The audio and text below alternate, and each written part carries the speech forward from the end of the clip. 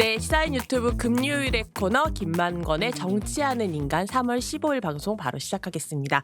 정치철학자 김만건 박사, 이한우 PD와 함께 총선 화제 인물과 이슈를 깊이 있게 탐구하는 시간인데요. 정치시사 유튜브계의 EBS를 꿈꾸며 오늘도 열심히 해보겠습니다. 두 분 어서 오세요. 네, 안녕하세요. 안녕하세요. 마치 이제 본 것처럼. 일주일 잘 지내셨습니까? 예, 잘 지냈습니다. 네, 예. 그 사이에 저희가 예. 또 20만 그러니까요. 구독자 20만 예. 명이었습니다. 아니 뭐 저번 주에 왔을 때 네. 제가 19만 7천 명인가라고 음. 봤는데 그 사이에 1만 명이 또 는. 네. 그러니까 야, 일주일에 1만 명씩 늘어가는 시사인이 정말 기세가 대단합니다. 무섭습니다. 예, 예. 곧 100만 골드 버튼까지. 20만 넘어가면 혹시 그 실버 버튼인가 그거 주지 않나요? 10만 넘어가요. 10만 넘어가면? 10만과 아. 100만. 네, 너무 차이가 커서 네. 예. 그냥 이제 서동요 기법으로 계속 말하려고요. 이제 그러니까 곧 100만 받을 우린 100만 거다. 된다. 골드 버튼 아, 예. 받는다. 네. 우린 100만. 예. 뭐 100만. 이렇게 100만 여러분 많이 눌러주시고 주변에 많이 알려주십시오. 예, 구독, 좋아요. 예. 네, 뭐 근데 어쩔 수 없어요. 또 구독 예. 안 하고 가신다고 해도 예. 뭐 어쩔 예, 수 없죠. 예. 아니 뭐 그걸 또 어떻게 네. 강제를 할 수는 없는 네. 거죠. 예, 또 좋아요. 도와주세요. 좋아요는 진짜 좋아서 하는 거다. 예. 어제 저 일주일은 별일 없었어요? 아니, 요새 뭐, 너무 예. 일주일 사이에도 획 많은 것들이 변하니까. 예, 뭐 이렇게 사실은 이제 정치 뉴스나 이제 이것만 따라잡을 수 없는 삶을 살고 있기 때문에 그렇죠. 예, 예. 한나 저희- 아렌트도 또 보셔야 되고. 아니 뭐 저희들이 제가 연구 과제가 그걸 이제 보고서도 써야 되고 네. 뭐도 해야 되고 논문도 써야 되고 해서 이제 정치만 따라잡을 수 없는데 그럼에도 불구하고 사실 이쪽이라 늘 꾸준히 뭔가 따라왔다고 네. 생각하는데도 뭔가 좀 뭐라고 해야 될까 새로운 소식 그리고 아 이게 진짠가라고 생각하는 것들 아 이게 실화냐? 정말 네. 참 특이한 일이 좀 많이 일어난다라는 어제 생각은 뉴스와 하고 오늘 있습니다. 뉴스가 다르고. 예, 그렇죠. 네. 갑자기 뭐 이제 뭐 공천이 우리 취소되고. 예, 뭐 이제 뭐 한 비대위원장 같은 경우가 뭐 선거 끝나도 뭐 하겠다라는 아, 그러니까 그 얘기도 이따 저희가 좀 나눠볼 텐데. 그런 발언도 하고 예. 그러니까 오늘 저희가 다룰 주제가 관권 선거라는 주제인데요. 이한우 PD, 오늘 우리가 이 주제 왜 정했죠? 네, 윤석열 대통령의 민생 토론회가 총선 개입이 아니냐는 비판이 일고 있습니다. 네. 윤 대통령은 국민의 목소리를 직접 듣고 현장에서 발생하는 다양한 문제점들을 해결하기 위해 민생 토론회를 주최한다고 밝혔는데요. 1월 4일부터 3월 동의하지 않나 봐요. 14일까지 브라켓는 네, 그렇다고 밝혔지만 총 19번의 토론회를 열었으며 서울 3곳, 경기 8곳, 영남 4곳, 충청 2곳, 강원 1곳, 호남 1곳을 방문했습니다. 아, 되게 바쁘게 다니셨네요. 예, 예. 네, 또한 윤 대통령은 민생 토론회를 올 한 해 계속해서 이어갈 것이라고 말했습니다. 네, 어제 저희 방송에 출연했던 이철희 전 청와대 정무수석 말로는 봐라, 총선에 지면 안 한다. 지켜보시죠. 지켜봐라. 약간 이런 예. 이야기를 하게 되는데 어떻게 예. 예상하십니까, 혹시? 뭐 네. 저 같은 경우도 민생 토론회가 선거에 지고 나면 계속 될 수 있을까? 라는 생각이 좀 들고요. 그리고 뭐 이제 기본적으로 보면 민생 토론회가 일어나고 있는 진행한 지역 편차가 너무 심해서 아, 그렇죠. 그 예. 얘기도 좀 있었죠. 예. 그래도 예. 호남 안 가실 줄 알았더니 가셨더라고요. 예. 이렇게 너무 안 가기는 너무 속보이는 거죠. 이제 이게. 예. 네, 그러니까 앞서도 이제 전부 19번 했고 한 번 노쇼 있었고 한동훈 위원장과의 갈등 때문에 한 번 노쇼가 또 있었었고 근데 이제 그렇게 토론회가 이제 19번까지 진행되는 동안에도 강원이랑 호남 지역이 이제 좀 포함이 되지 않아가지고 이제 지역에서 뭐 요청하는 광주 같은 경우 요청하는 경우도 있고 뭐 이런 일들이 좀 있었었는데 거의 나흘에 한 번 민생 토론회가 열리면서 요게 약간 국민의힘 총선 승부처럼 좀 지역이 겹치는 거 아니야? 이런 지적도 있었거든요.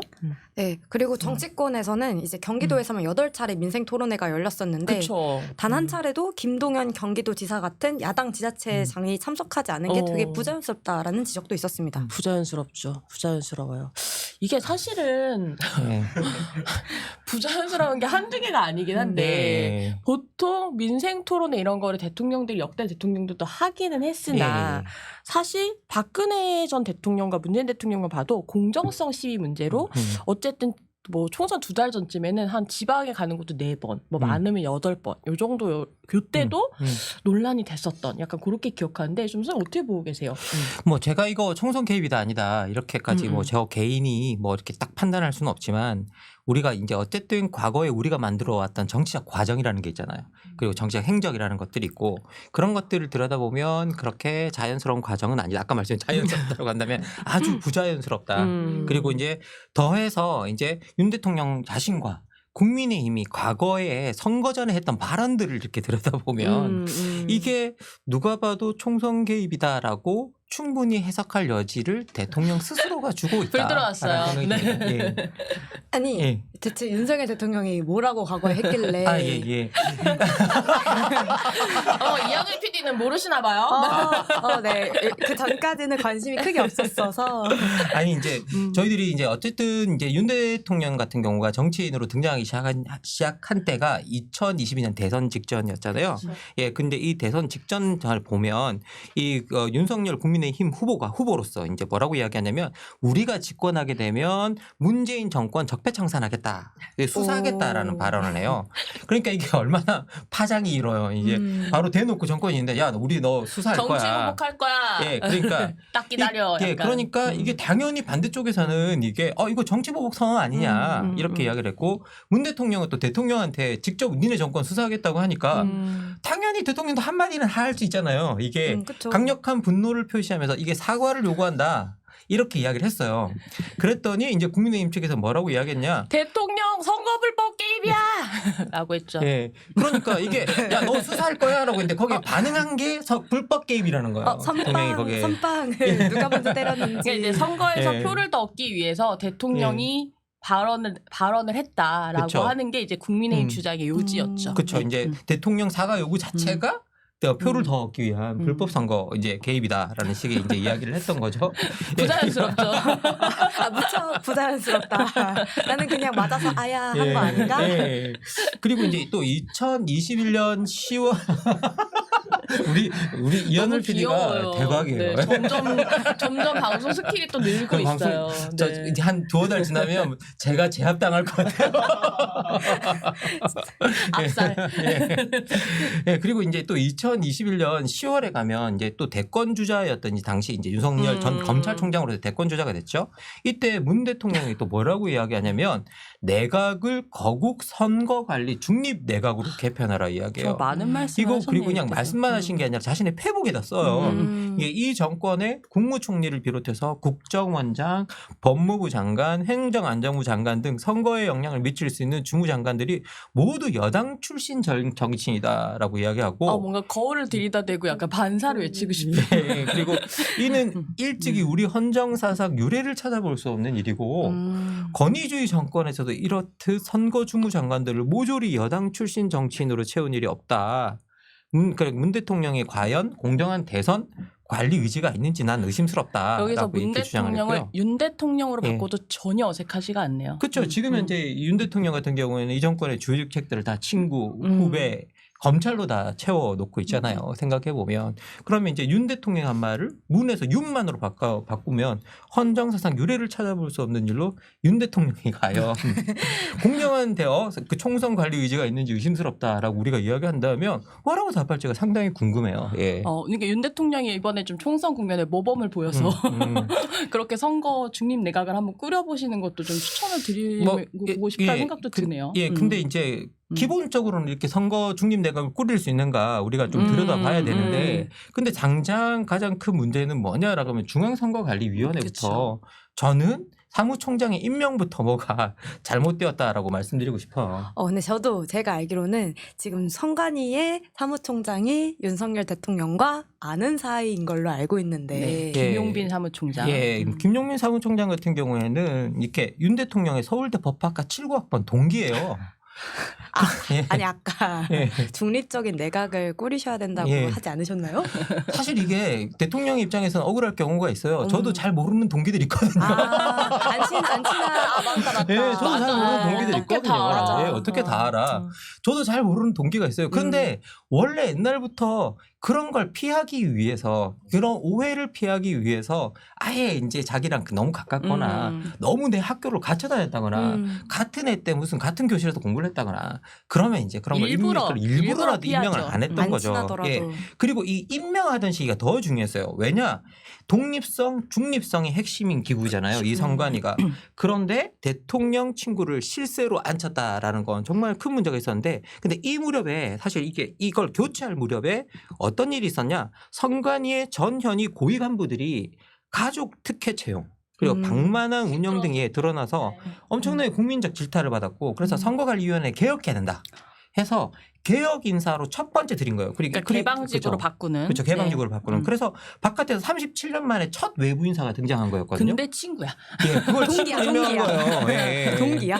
그걸 자기 대학 동기로 임명한 거예요. 그러면 이건 누가 봐도 개혁 의지가 없는 거죠. 이게 사실 이게 정말 이거 개혁 의지가 있었나? 라고 우리가 질문할 수 있는 부분인 거죠. 예. 여러 가지를 참 짚어볼 수 있는 본인 말을 좀 본인이 먼저 좀 실천했으면 좋겠다라는 그런 생각도 좀 드는데 한편으로는 이제 윤석열 대통령이 이렇게 계속해서 선거 국면에 좀 등장하는 게 뭐 약간 한동훈 위원장을 견제하기 위한 거 아니냐, 두 개의 태양은 없는 거 아니냐, 뭐 이런 이야기도 있으면서 그럼 이게 안 보인다는 거예요. 국민의힘이 선거운동을 하면서 이런저런 공약도 해야 되고 뭐 이 지역에 가면 이 지역에서 뭘 하겠습니다를 해야 되는데 대통령이 앞장서서 사흘에 한 번꼴로 각종 지역을 다니면서 여기엔 얼마, 하겠습니다. 여기에는 뭐 몇 억도 아니더예요. 몇 조, 막 약간 이런 단위로 이제 이야기를 하니까 너무 선심성 공약을 남발하는 거 아니냐 이런 이야기도 있거든요. 네, 윤석열 대통령이 계속해서 강조해온 기조가 건전 재정이었어요. 건전되죠. 네, 근데 윤석열 대통령은 민생 토론회를 돌아다니면서 도심 철도 지하화, 반도체 메가 클러스터 조성을 위해서 622조 원을 투자하겠다. 수원에 가서 국가 장학금 수혜자를 50만 명으로 확대하겠다와 광명에 같은 가서. 그런 네. 공약 등을 발표했는데요. 이제 민주당은 이제 민생 토론회에서 약 925조 원의 퍼주기 약속이 발표됐다고 주장을 했습니다. 그래서 이에 대통령실 관계자는 민간 기업이 사업성이 있다고 판단을 해서 자발적으로 투자하는 게 대부분이고 중앙 정부에서는 10%도 못 미친다고 해명을 했습니다. 그럼 왜 그렇게 말하고 다니시는 거예요? 마치 622조 원을 나라가 이제 투자해 주는 것처럼 말을 했는데 사실은 뭐 10% 정도 그 미만이라는 거죠. 그러니까 이게 뭐 민간에서 투자하는 건데 정부가 투자하는 것처럼 이야기하는 것도 사실은 좀 포퓰리즘적 성격이 있다고 봐야 되지 않나요? 그렇죠. 뭐 이렇게 여기서 자기가 900몇 우리가 발표를 했지만 알고 보면 여기서 중앙 예산은 10%도 안 들어가는 다 민간 투자다라고 말을 하는 건데 그러면 그 민간이 마음 바꾸면 투자가 첫 번째 안 일어날 거고 그러면 이게 그 뭐라고 해야 될까요? 그냥 그대로 또 일어난다고 또 이상한 게 뭐냐면 그게 정말 그대로 일어나면 국가가 강요한 거잖아요. 생각해 보면. 관건. 예, 그렇죠. 예. 국가가 강요한 셈이 돼 버리기 때문에 사실 이거는 어떠한 방향으로도 민간이 투자하는 걸 국가가 미리 나서서 발표하고 하는 거는 사실은 별로 좋은 방향은 아니거든요. 왜 국가가 이미 그걸 발표하면 민간은 안 따라가기도 어렵고. 그렇죠. 예, 그리고 뭐 또 그걸 우리가 안 해주면 또 국가로부터 불이익을 당하나? 이렇게 생각할 수도 있고. 그렇기 때문에 예. 아니에요. 예, 그래서 여기가 포인트라는 이게 핵심이다. 동의. 부자연스럽다. 예, 되게 그러니까 거기다가 이제 근데 정작 넣는 돈은 중앙 예산은 뭐 10%밖에 안 들어간다라고 이야기한다면 여기서 확실하게 들어가는 돈은 또 10%밖에 안 된다는 거잖아요. 보장된 투자는. 그러니까 이거는 기본적으로 이제 뭔가 확정되지 않은 것들을 갖고 사람들을 유혹하는 거죠. 그러면 이거 우리가 지금 현재 포퓰리즘이라고 부르는데 우리말로 포퓰리즘의 일부 뜻이 뭐냐면 전체 뜻은 아니고 일부 뜻이 뭐냐면 대중영합주의거든요. 지금 선거 시기에 듣기 좋은 말을 해주는 거죠. 예. 그러니까 또 이제 이철희 의원 같은 경우에는 봐라. 이게 선거 끝나면 무슨 일이 벌어질지 봐라. 그러니까 이게 전형적으로 선거 전에 마구 던지는 공약 중에 하나다라는 이야기인 그러니까 거죠. 저는 본인이 하시는 말을 다 기억은 하고 계실까라는 생각도 좀 들거든요. 네. 사실 이 윤석열 정부 3대 개혁, 뭐 예. 고용, 노동, 교육. 네. 예. 어디 갔는지 잘 모르겠어요. 교육 카르텔. 네, 그렇게 카르텔을 예. 한참 또 엄청 하셨어서 저희가 카르텔을 주제로도 또 방송을 하기도 했었었는데 과연 지금 19차례 다니시면서 본인이 공약한 것들을 과연 기억은 하고 계신가.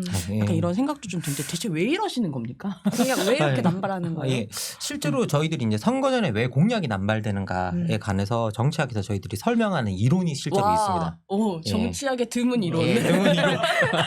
아니 정치학에 이론 많아요. 법칙이 없을 뿐이야. 법칙이 없다는 거지. 그쵸, 이론은 그쵸. 많죠. 예, 네. 이론은 많습니다.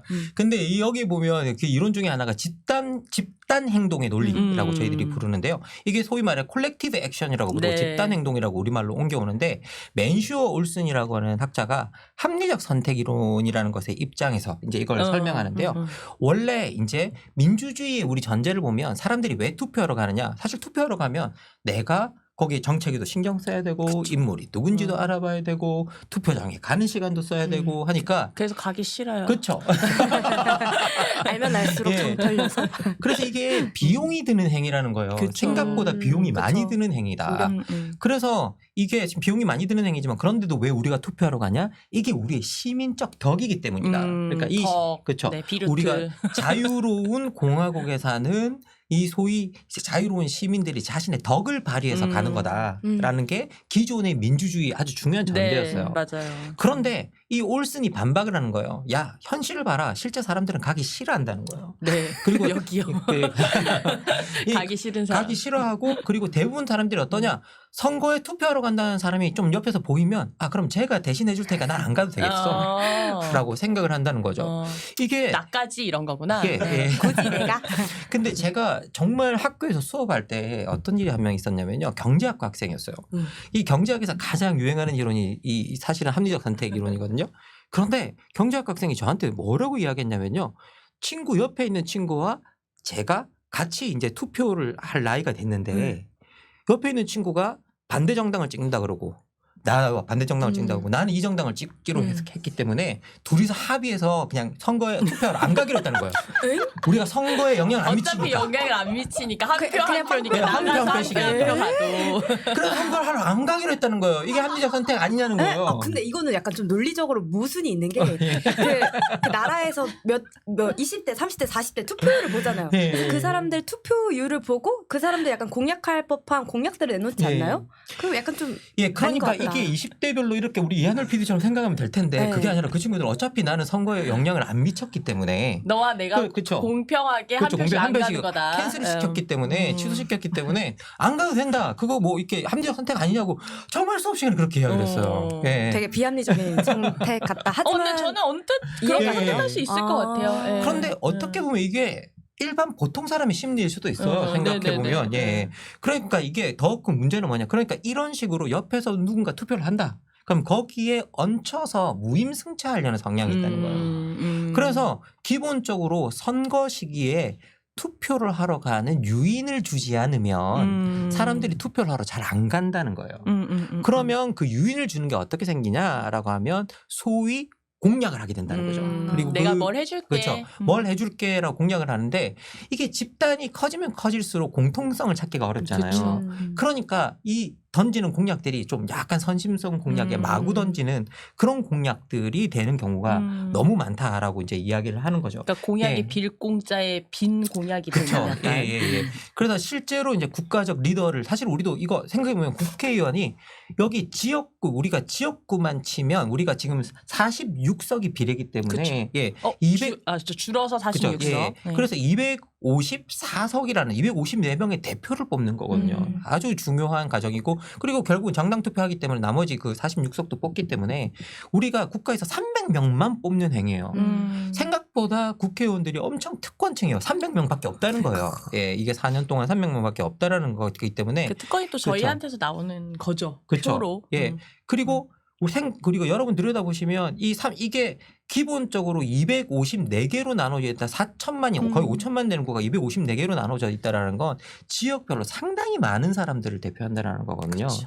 그러면 그 지역에 해당하는 그 공약들을 그 사람들을 다 뭉쳐내는 공약들을 만들기가 생각보다 어려워요. 그러니까 이게 던지는 공약들이 마구 던지는 공약들이 되는데 그것 때문에 지금 대한민국 공항이 약간 넘쳐나는 대표적으로 예, 작은 그런 나라에 거죠. 공항이 너무 많다. 예, 너무 많은 네. 그런 나라에 네. 그런 게 대표적이에요. 그리고 KTX역이 자꾸 왜 늘어나느냐 정차는역이 이것도 다 지역 공약 때문이거든요. 생각해 보면. 예.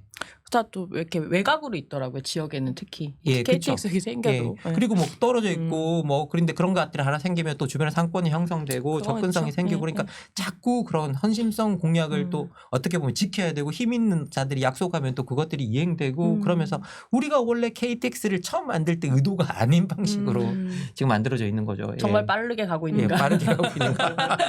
여기 너무 많아서. 예, 예. 네. 아무튼 이런 식으로 이제 약간 공약들을 남발하는 것이 실제로 근데 효과가 있기 때문이기도 한 건 거잖아요. 예, 네. 맞습니다. 그래서 이걸 이제 경제학자들 같은 경우에는요, 이런 것들을 기회주의라고 부릅니다. 이거 오포튜니즘이라고 그래서 기회주의라고 부르는데 물질적 이해관계에 따라 신념을 바꾸는 현상이 실제로 나타난다는 거예요. 그리고 생각해 보면 우리가 자본주의 사회에 살고 있기 때문에 물질적 관계에 따라 신념을 바꾸는 일이 정말 흔하게 일어나요. 흔하게 일어납니다. 그리고 이렇게 신념을 바꾸는 일이 흔하게 일어날 수 있는 배경은 뭐냐라고 하면 사회에 신뢰가 없으면 없을수록 쉽게 일어나요. 그러니까 신뢰가 자본이 그만큼 그쵸. 사실 한 사회에서 굉장히 중요한데 한국 사회에서 점점 또 잃고 있는 것 중에 하나가 신뢰 자본이기도 하죠. 그렇죠. 이 정치학에서 저희들이 신뢰를 가지고 가장 성공한 이 신뢰 개념으로 가장 성공해서 이 신뢰 개념을 사회적 자본이라는 이름을 네. 붙여가지고 성공한 사람이 로버트 퍼트남이라고 하는 학자가 있거든요. 다 아실 겁니다. 이게 네, 우리 아이들 예, 그러니까. 나홀로 볼링 너무 그쵸. 좋은 책들을 많이 예, 많이 쓰셨죠. 썼죠. 예. 네. 근데 이분이 신뢰에 대해서 뭐라고 이야기하냐면 서로의 의견에 대해서 적대적인 곳, 상호 신뢰가 없는 곳, 그리고 불신하는 곳에서는 개인들이 다른 구성원에 관심 없이 고립되어 활동하면서 집단 행동에 부정적 영향을 줄 수 있는 요인들이 너무 많이 일어나서 실제로 공유하는 이익이 실현되지 않는 현상이 일어나고 기회주의는 결코 사라질 수가 없다라고 이야기를 해요. 그러면 결국은 신뢰가 부재한 곳에서 자꾸 물질적 요인을 주는 공약들이 나온다라고 하면 그 물질적 공약을 따라 내 신념이나 입장이나 표를 바꾸는 일이 일어날 수 있는 거죠. 충분히. 이현우 PD 보기엔 어때요? 로버트 퍼트넘 교수의 말이 한국에 딱 들어맞는 것 같으세요? 네, 맞는 것 같아요. 왜냐하면 사회적 진짜 자본이 없으니까 물질적인 자본이 비중이 커지는 그런 현상인 것 같아서 약간 결국은 우리 사회도 이런 공약 남발이 책임이 있다. 뭐 이렇게도 좀 이야기할 수 있을 것 같아요. 예, 그래서 이제 뭐 저희들이 진짜 질문해봐야 될 건 뭐냐면 나는 이런 기회주의에 흔들리지 않는 유권자인가? 예, 그리고 우리 대다수 유권자들은 이런 기회주의에 흔들리지 않는가? 그리고 만약 우리 대다수가 유권자들은 이런 기회주의에 흔들리지만 나는 흔들리지 않는다고 생각한다면 그러니까 이게 사람들이 그렇게 생각하기 쉽거든요. 내가 알게 모르게 신념을 바꾸면서 나는 신념을 지키고 있어 라고 생각하지만 쟤네들은 바꿔 라고 이제 생각하는 경우가 많은데 그럼 이런 생각에는 모순이 없는가? 그러니까 만약 그리고 우리 유권자들이 이런 기회주의에 흔들릴 수 있다면 선거가 다가올 무렵에 이제 대통령이나 이런 힘이 있는 소위 말해 정책이나 공약을 통해서 뭔가를 할 수 있는 사람의 선거 중립은 정치 중립은 어떻게 지켜져야 하는가 우리가 질문할 수 있는 거죠. 이게 또 굉장히 오늘의 중요한 네. 질문 중에 하나일 것 같은데 사실 대통령 정치 중립 문제는 계속해서 좀 문제 제기가 있어 왔었어요. 간단히 좀 짚어보면 좋을 것 같은데 역대 대통령 선거 개입 논란? 네, 일단은 가장 큰 화두였던 노무현 전 대통령이 있을 것 같습니다. 2004년에 17대 총선 51일 전에 각종 기자회견에서 열린 우리당을 지지하는 발언을 했었는데요. 특히 대통령이 뭘 잘해서 열린 우리당에 표 줄 수 있는 일이 있으면 정말 합법적인 모든 것을 다 하고 싶습니다. 라는 발언이 큰 논란이 되었습니다. 아니 지금 보면 이게 뭐 그렇게까지 논란이 될 만한 발언인가 싶기도 하네요. 네, 이에 야당은 대통령이 특정 정당을 지지하는 발언을 한 것은 선거의 결과에 영향을 미치는 행위를 한 것이므로 선거에서 중립 의무를 위반했다며 탄핵을 추진했습니다. 결과적으로 헌재는 탄핵 소추안을 기각했지만 노 전 대통령의 선거법 위반은 인정이 되었습니다. 이게 이제 탄핵 소추가 되면 진짜 네. 대한민국에 탄핵될 사람들 지금 널렸네요. 지금 현재로는. 예. 대한민국에 탄핵될 사람이 널렸다. 네, 썸네일이 나왔네요. 아니, 결국 탄핵 안 됐습니다. 탄핵 소추안 정도는 기각을 할 수 있다. 예. 그러니까 사실, 탄핵이 아니라 탄핵 소추. 아니, 근데 사실 이제 이 정도 가지고 이제 이때도 굉장히 큰 논란이 네. 있었던 건데, 뭐 이명박 전 대통령 같은 경우도 18대 총선 이제 나흘 전에 이제 서울 은평 뉴타운 현장에 이제 방문하면서 사실 그 지역구가 또 이재호 전 의원 지역구여서 또 워낙 측근이잖아요. 선거 도와주려고 간 거 아니야? 약간 이런 얘기가 좀 있었었고 박근혜 전 대통령 같은 경우에는 이제 20대 총선 앞두고 대전, 부산, 청주, 전주 이렇게 방문을 하면서 빨간색 코트를 좀 외투 겉옷을 입었던 것이 약간 이게 새누리당의 상징색이다 이렇게 해가지고 좀 이제 논란이 좀 됐었었죠. 네, 그리고 문재인 전 대통령은 21대 총선 16일 전에 가구당 100만 원씩 재난지원금을 지급하겠다. 코로나 때였어서 이렇게 발표를 하면서 공직선거법 위반이 아니냐라는 비판을 받기도 했었습니다. 이렇게 좀 몇몇 사례지만 이 사례들을 좀 보다 보니까 지금이랑 비교하면 와 되게 아무것도 아니네. 그런 생각이 좀 들어요. 근데 왜 이를테면 그러니까 대통령한테는 이제 옷 입는 것까지도 시비가 걸릴 정도로 옷 색깔을 뭘 입었느냐가 시비를 걸릴 정도로 우리가 사실은 되게 꼼꼼하게 선거 중립을 요구하고 있는 거라고도 할 수 있거든요. 그러니까 대통령한테 왜 선거 중립이 중요한지 이것도 좀 중요 질문 중 하나일 것 같아요. 예, 뭐 여러분 우리 역사를 돌이켜 보시면 예, 우리 4.19 혁명이 있었는데요. 그 4.19 혁명의 정말 그 시초가 뭐냐라고 하면 부정선거였죠. 네. 생각해 보면. 그래서 이제 이때부터 이제 우리 헌법에 공무원의 정치적 중립성을 강조하는 조항이 등장했습니다. 그래서 이제 뭐 어떻게 보면 강권 선거로 너무 얼룩졌던 3.15 부정선거가 원인이 되면서 이승만 독재 정권이 무너졌고 아, 이승만 예. 독재 정권이라고 하면 또 큰일 날 수 있어요. 그렇습니다. 요즘. 예, 네. 이승만 정권이 무너졌고 잘못했습니다. 아니 우리는 그렇게 생각 안 하지. 우리는 예. 독재라고 생각하지만 뭐, 시비가 걸릴 수 있다. 네. 그리고 이제 그 이승만 시대를 그러면 반성하면서 이제 4.19 이제 혁명 이후에 헌법이 새롭게 명시되었고요. 그러면서 이게 공무원의 정치적 중립성을 이야기하게 됐고요. 그리고 더 중요한 건 뭐냐면 공무원이 아무리 정치적으로 중립하고 싶어도 직업 공무원이 정치적으로 중립하고 싶어도 선출직 공무원인 대통령이 행정부의 수반이잖아요. 그렇죠. 예, 그러니까 대통령에게도 자연스럽게 직업 공무원들의 이걸 보장해라. 직업 공무원들의 정책 중립성을 보장하려면 선출직 공무원으로서 인사권과 뭔가 이런 걸 다지고 있는 대통령이 정치적으로 중립을 있어야지만 이게 실행이 되니까 대통령도 이게 정치적으로 중립을 지켜야 된다라는 이야기를 하게 되는 거죠. 예. 사실 대통령 같은 경우는 당적을 가질 수 있는 공무원 중에 한 예. 명이기는 한데 그럼에도 불구하고 헌법재판소 역시 대통령의 선거 중립의 의무가 있다. 이렇게 좀 판단을 내렸던 적이 있잖아요. 예. 뭐 실제로 헌법재판소도 이제 우리가 이런 판단을 남기게 된 게 대통령이 사실은 탄핵 소추됐기 때문이거든요. 노무현 전 그러니까 노무현 대통령 때. 그러니까 이제 헌법재판소도 그 각 부서간의 갈등이 있거나 어떤 그럴 때 그걸 판결해 주는 것이 헌법재판소의 역할입니다. 그러니까 헌법재판 그리고 제가 지금도 발언을 잘못했는데 헌법재판소의 판단은 저희들이 판결이라고 부르지 하지 않고 않죠. 결정이라고 부릅니다. 예, 결정. 그래서 이제 결정이라고 해주는데 이거 제가 잠시 가지치기 할게요.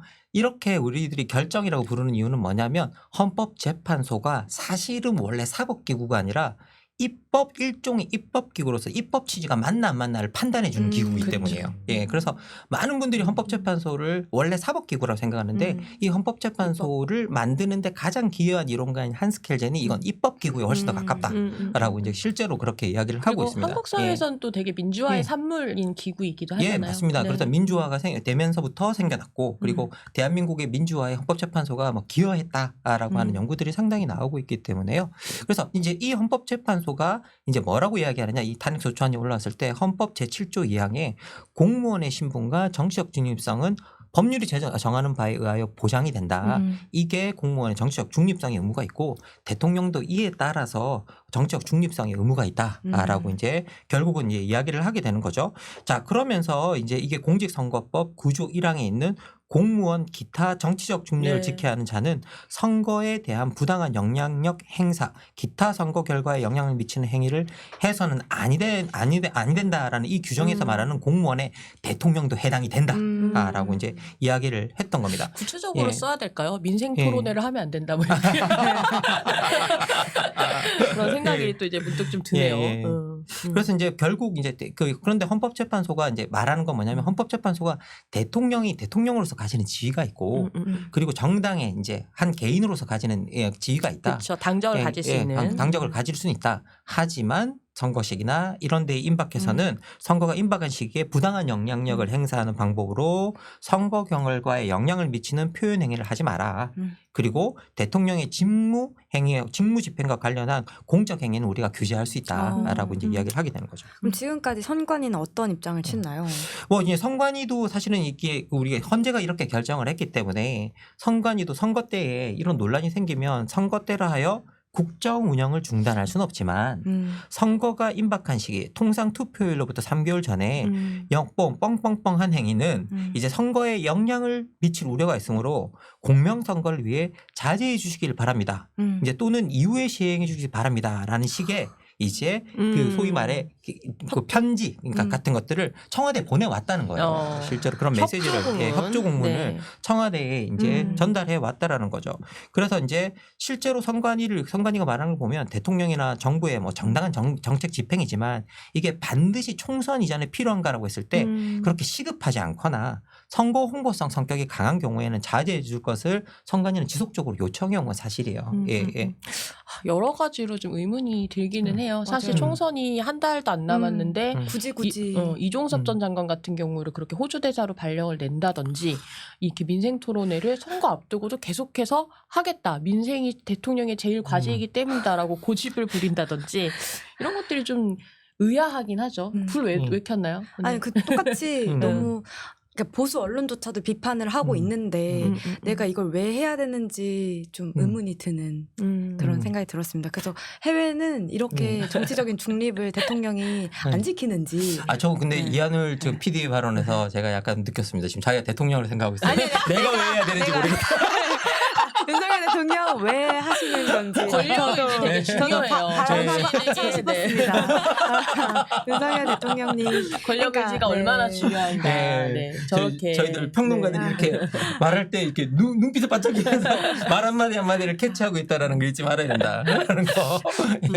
다른 나라 사례도 좀 얘기해 주시면 좋을 것 같아요. 실제로 이제 대통령이 정치 중립 의무를 들여다보면요. 그 나라가 가지고 있는 역사적 맥락 그리고 제도 체계 때문에 기본적으로 이제 이게 다르게 작동하는 경우가 많습니다. 미국 같은 경우에는요. 대통령 같은 경우는 이 자당 다음 대통령 후보를 위해서 선거를 할 때 지원을 해주는 게 일반적입니다. 지원 유세를 실제로 할 수 있고요. 여러분 다 뭐 돌이켜 보면 2016년 트럼프가 이제 미국 대선에서 당선이 되었을 때 이제 이때 민주당 후보로 나선 사람이 이제 힐러리였죠. 그런데 힐러리 클린턴이 나섰는데 이때 힐러리가 갑자기 인기가 확 떨어지는 현상이 나타납니다. 그러니까 이제 이때 오바마 대통령뿐만 아니라 대통령 부인까지 나서서 민주당에 그렇죠. 민주당 전당대회에서 뭐 유세 연설하고 그 이후에 격전지를 좀 찾아가서 많이 이제 연설하고 지원해주는 어떤 그런 일들이 실제로 있었고요. 이건 단지 뭐 민주당만 이랬던 게 아니라 우리가 공화당의 역사를 돌이켜봐도 레이건 대통령 같은 경우가 아버지 부시 대통령이 이제 그 부시 대통령 부자가 됐잖아요. 그 중에 아버지가 대통령 될 때 엄청나게 선거 지원을 했던 이제 유세 지원하며 돌아다녔던 이제 그런 것들이 있습니다. 그러니까 우리는 한국은 생각해보면 조금 더 소극적인 것 같기는 해요. 그러니까 선거철 되면 약간 전직 대통령들을 찾아가는 예방하는 약간 이런 것들이 공식 일정, 뭐 당 대표가 되거나 이랬을 때도 약간 공식 일정에 전직 대통령 찾아가거나 이런 건데 그게 또 다 뉴스가 되잖아요. 어떤 반응을 보였는지, 이를테면 뭐 문재인 전 대통령이 어떤 이야기를 했다더라. 요것이 또 다 이렇게 좀 이야기가 되고 일종의 좀 지원, 간접 지원 이런 게 좀 되긴 하는데 미국 같은 경우는 그것보다는 훨씬 더 적극적으로 하고 있다. 그리고 또 더 중요한 게 뭐냐면요. 미국은 대통령이 4년 중임제잖아요. 이 4년 중임제라는 게 아주 큽니다. 왜냐하면 내가 대통령인데 다음 대통령 후보에 나설 때 내 걸 선전 안 할 수가 없잖아요. 그렇기 때문에 기본적으로 이 4년 중임제라는 것 때문에 대통령이 이건 사실상 정치 중립 의무가 있어도 소용이 없는 이 제도가 되는 거죠. 그래서 왜 내가 다음 후보로 나가게 되면 그게 소용이 전혀 없기 때문에 이 기본적으로 4년 중임제라는 것 때문에 이 선거 중립 의무가 사실상 의미가 없는데요. 근데 우리나라는 이와 달리 5년 단임제를 택하고 있는 나라입니다. 두 번 할 수 없습니다. 그렇죠. 네. 그리고 5년 단임제를 택했다고 했을 때 우리가 역사적으로 돌이켜 보면 하나는 먼저 하나의 중요한 이유가 독재의 역사 때문이거든요. 그래서 이제 더 이상 독재 권력에게 이제 오랜 기간 동안 이걸 맡기지 않겠다라는 그 의지를 발현해서 아주 애매한 5년 단임제를 선택했던 우리 많은 그 학생들이 수업 시간에도 물어요. 왜 우리는 이렇게 애매하게 5년 단임제냐라고 이제 물어보는데 사실은 독재의 역사 때문이죠. 이제 너무 한 권력이 오랜 기간 권력을 가지면 이것들이 위험해진다는 것 때문에 5년 단임제로 해놔서 우리나라 같은 경우에는 미국과 맥락이 다르다. 그리고 우리는 사실은 부정선거의 역사 때문에 공무원의 선거 중립 그리고 거기에 따른 대통령 선거 중립을 강조하는 국가다. 그래서 맥락이 서로 다르다는 걸 이제 이해하시면 될 것 같습니다. 그리고 이제 저희들이 또 이제 살펴봐야 할 또 하나 이제 독일 사례 같은 경우 이제가 있는데요.